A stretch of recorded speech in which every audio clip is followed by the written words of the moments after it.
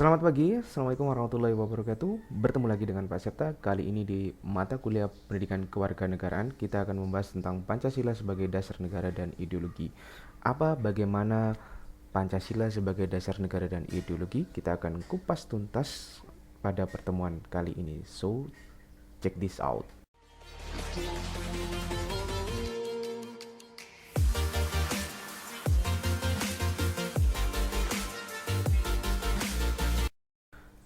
Baik, yang pertama Pancasila dalam pendekatan filsafat. Pengertian Pancasila dalam pendekatan filsafat adalah ilmu pengetahuan yang mendalam mengenai Pancasila. Jadi, filsafat Pancasila dapat didefinisikan secara ringkas sebagai refleksi kritis dan rasional tentang Pancasila dalam bangunan bangsa dan negara Indonesia. Pendapat ini diungkapkan oleh Syarbani tahun 2003. Nah, refleksi kritis dan rasional tentang Pancasila dalam bangunan bangsa dan negara Indonesia ini seperti apa? Dalam pembangunan bangsa Indonesia, kita diperlukan sebuah kritikan bagi proses pembangunan bangsa ini. Maka sebagai salah satu bentuk kritikan, apa yang seharusnya sudah dicapai oleh bangsa Indonesia inilah itu yang menjadi refleksi kritis dan rasional dalam kehidupan berbangsa dan bernegara. Apakah bangsa Indonesia ini sudah melaksanakan kemanusiaan yang adil dan beradab? Apakah sudah persatuan Indonesia? Apakah sudah kerakyatan yang dipimpin oleh hikmat kebijaksanaan? Atau apakah sudah keadilan sosial bagi seluruh rakyat Indonesia? Itu yang dimaksud refleksi kritis. Nilai-nilai yang terkandung pada Pancasila berdasarkan pemikiran filsafat, Pancasila sebagai filsafat pada hakikatnya merupakan satu nilai. Nilai yang merupakan perasan dari sila-sila Pancasila adalah yang pertama nilai ketuhanan. Apakah sudah bertuhan seluruh manusia Indonesia? Nilai kemanusiaan. Apakah manusia Indonesia sudah berperi kemanusiaan? Atau sebaliknya, nilai persatuan. Apakah bangsa Indonesia sudah bisa menjaga persatuan bagi seluruh rakyat Indonesia? Nilai kerakyatan. Apakah bangsa Indonesia atau rakyat Indonesia sudah menomorsatukan kerakyatan di atas kepentingan pribadi atau golongan? Yang terakhir, nilai keadilan. Apakah keadilan di Indonesia ini sudah berdasarkan hukum yang benar? Ataukah masih dipengaruhi oleh kekuasaan, jabatan, kedudukan, dan lain sebagainya? Kita lanjutkan. Nilai adalah sesuatu yang berharga, baik dan berguna bagi manusia. Nilai adalah satu penetapan atau suatu kualitas yang menyangkut jenis dan minat. Jadi, apapun yang berharga, apapun yang berguna bagi manusia, itu adalah nilai. Ya, penetapan atau suatu kualitas yang menyangkut jenis dan minat. Minat kalian terhadap sesuatu itu adalah sesuatu hal yang bernilai. Minat kalian terhadap barang itu adalah sesuatu yang bernilai. Ya, itu nilai. Nilai adalah suatu penghargaan atau suatu kualitas terhadap suatu hal yang dapat menjadi dasar penentu tingkah laku manusia. Karena itu, suatu nilai itu yang pertama harus berguna. Apa gunanya? Yang kedua, berkeyakinan atau belief. Yang ketiga, harus memuaskan atau satisfying. Yang keempat, interesting atau menarik. Yang kelima adalah profitable atau menguntungkan. Yang keenam adalah pleasant atau menyenangkan. Nah, ini adalah kualitas nilai dalam tingkah laku manusia. Jadi sesuatu hal dapat dikatakan bernilai itu kalau dia itu useful, belief, satisfying, interesting, profitable, dan pleasant. Ciri-ciri dari nilai adalah suatu realitas abstrak. Jadi nilai itu adalah ide. Sesuatu hal yang abstrak, sesuatu hal yang hanya bisa dinilai oleh setiap person individu. Contohnya, selain ide, ada keadilan, ada kecantikan, ada kedermawanan, dan ada juga kesederhanaan. Ciri nilai yang kedua itu bersifat normatif, mengandung harapan akan sesuatu yang diinginkan. Apa yang kalian inginkan, apa yang kalian harapkan dari barang atau seseorang atau pemerintahan atau apapun itu yang dikatakan normatif, sesuatu hal yang diinginkan. Dan yang ketiga, ciri nilai adalah sebagai motivator atau daya dorong manusia dalam bertindak. Apa hubungan nilai dengan norma? Dalam ruang lingkup mewujudkan nilai Pancasila sebagai norma bernegara. Norma adalah aturan pedoman bagi manusia dalam berperilaku sebagai perwujudan dari nilai. Nilai yang bersifat abstrak dan normatif dijabarkan dalam wujud norma. Sebuah nilai mustahil dapat menjadi acuan berperilaku kalau tidak diwujudkan dalam sebuah norma. Jadi, dari sini kalian melihat ada sebuah korelasi bahwa antara norma dan nilai itu adalah saling berkesinambungan. Nilai mustahil dapat menjadi acuan dalam berperilaku kalau nilai tersebut tidak diwujudkan dalam sebuah aturan.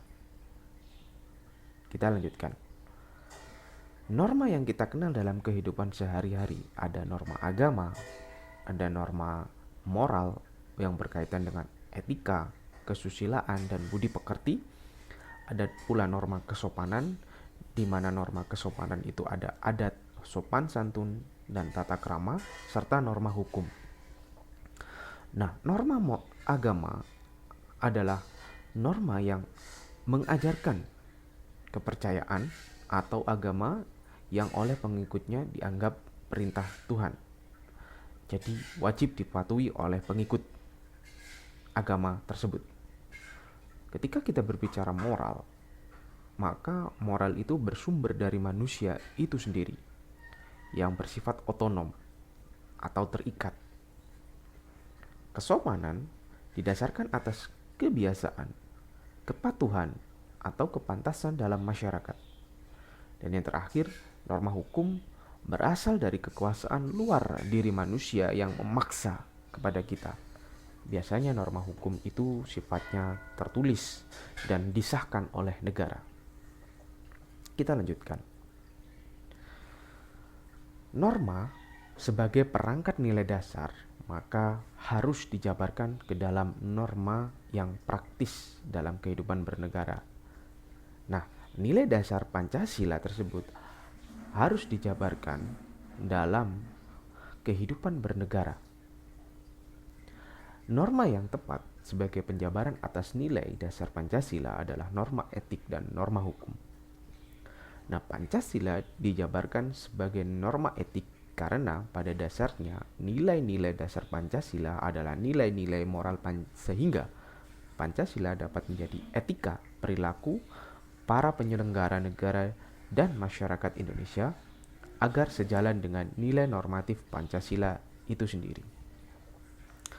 Sampai di sini kalian sudah memahami? Jika masih dirasa ada hal yang belum dipahami, silakan kalian bertanya di kolom komentar. Kita lanjutkan.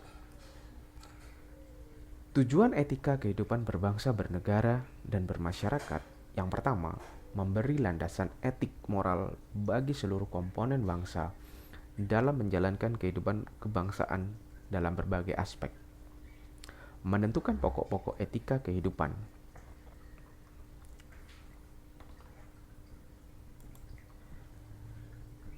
Menentukan pokok-pokok etika kehidupan berbangsa, bernegara, dan bermasyarakat.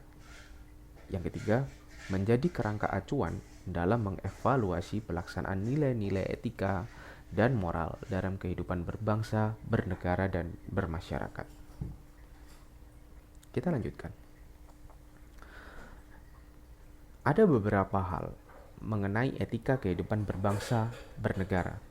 Yang pertama ada etika sosial dan budaya, etika pemerintahan dan politik, etika ekonomi dan bisnis, etika penegakan hukum yang berkeadilan, etika keilmuan dan disiplin kehidupan. Makna Pancasila sebagai dasar negara. Landasan yuridis dan historis Pancasila sebagai dasar negara. Yang pertama ada yuridis formil. Kedudukan pokok Pancasila bagi Negara Kesatuan Republik Indonesia adalah sebagai dasar negara. Dan itu mutlak. Kedudukan Pancasila sebagai dasar negara itu termaktub atau termuat dalam pembukaan Undang-Undang Dasar 45 alinea yang keempat. Kemudian TAP MPR nomor X ya, nomor 18 garing MPR garing 1998. Secara historis, Pancasila dirumuskan oleh para pendiri bangsa atau founding fathers yang dimaksudkan untuk menjadi dasar negara Indonesia yang merdeka. Dimulai dengan Dr. Rajiman Widyo Diningrat selaku Ketua BPUPKI yang menanyakan kepada peserta sidang pertama BPUPKI tanggal 29 Mei 1945 tentang apa dasar negara Indonesia yang akan kita bentuk. Menanggapi pertanyaan tersebut, muncul 3 peserta sidang, diantaranya yang pertama ada Muhammad Yamin, usulannya itu pada tanggal 29 Mei 1945. Kemudian ada Mr. Supomo pada tanggal 31 Mei 1945 dan Insinyur Soekarno pada tanggal 1 Juni 1945 yang kesemuanya menyampaikan usulan tentang dasar negara Indonesia merdeka. Dalam perkembangan selanjutnya, bahan atau hal-hal yang telah disampaikan yang telah dirumuskan menjadi 5 dasar dan disepakati sebagai dasar negara sebagaimana tertuang dalam pembukaan Undang-Undang Dasar 1945 yang ditetapkan PPKI pada tanggal 18 Agustus 1945. Yang kedua, makna Pancasila sebagai dasar negara. Pancasila sebagai dasar atau filsafat negara mengandung makna bahwa nilai-nilai yang terkandung dalam Pancasila menjadi dasar atau pedoman normatif bagi penyelenggara bernegara. Penafsiran yang salah terhadap Pancasila. Yang pertama, Pancasila dipahami sebagai sebuah mitos. Yang kedua, Pancasila dipahami secara politik ideologis untuk kepentingan yang berkuasa atau untuk kekuasaan. Yang ketiga, nilai-nilai Pancasila menjadi nilai yang distopia, tidak sekedar utopia atau menjadi sebuah khayalan atau hanya angan-angan. Penyebabnya, yang pertama, Pancasila terlanjur tercemar karena rezim Orde Baru yang menjadikan Pancasila sebagai alat politik untuk mempertahankan status quo. Kemudian, yang kedua, liberalisasi politik dengan penghapusan ketentuan oleh Presiden B.J. Habibie tentang Pancasila sebagai satu-satunya asas setiap organisasi. Yang ketiga, desentralisasi dan otonomisasi daerah yang sedikit banyak mendorong penguatan sentimen kedaerahan yang jika tidak diantisipasi bukan tidak mungkin menumbuhkan yang namanya sentimen lokal nasionalisme atau chauvinisme atau etnosentris. Kita menuju ke slide berikutnya. Apa solusi yang ditawarkan?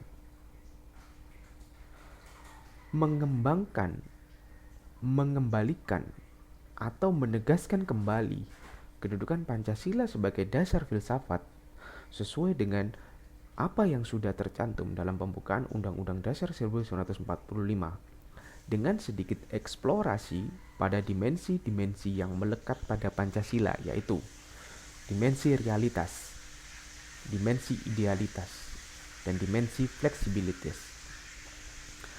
Dimensi realitas dalam arti nilai yang terkandung di dalamnya dikonkretisasikan atau dikonkretkan sebagai cermin objektif yang tumbuh dan berkembang dalam masyarakat.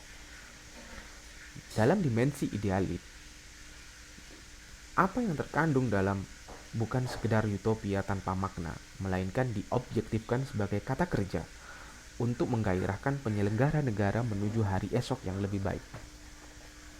Dan dimensi fleksibilitas, Pancasila bukan barang beku atau dogma dan sudah selesai.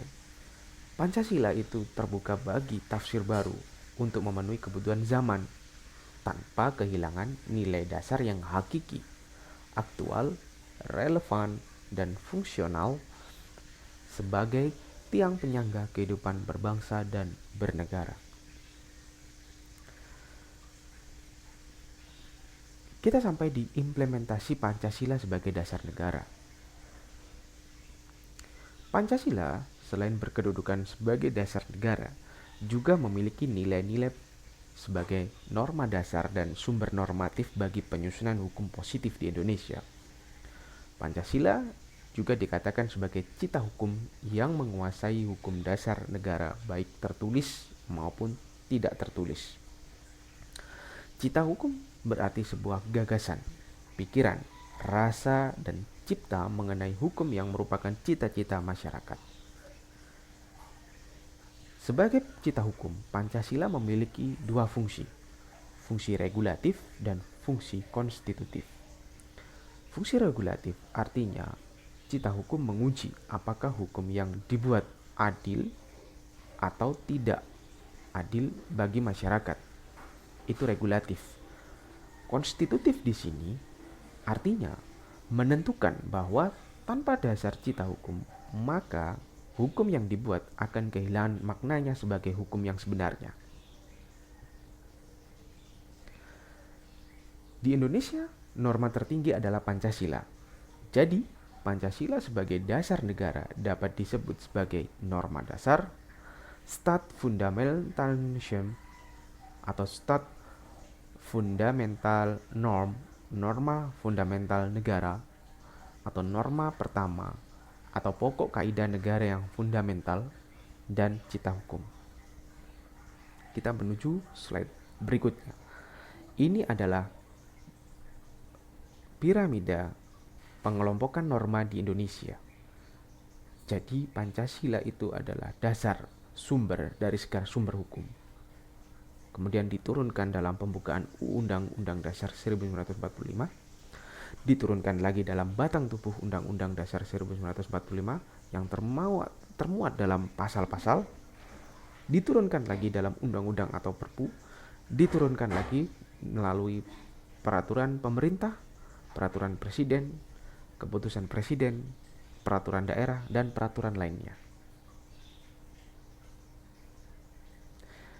Saya kira itu dulu yang bisa Pak Septa sampaikan pada pertemuan kali ini.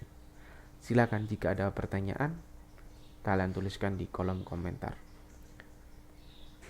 Ada pertanyaan yang akan Pak Septa sampaikan di kolom komentar yang sudah Pak Septa sematkan atau Pak Septa beri pin nanti, dan kalian silakan jawab sesuai dengan kemampuan analisis kalian masing-masing. Saya akhiri, selamat pagi, assalamualaikum warahmatullahi wabarakatuh.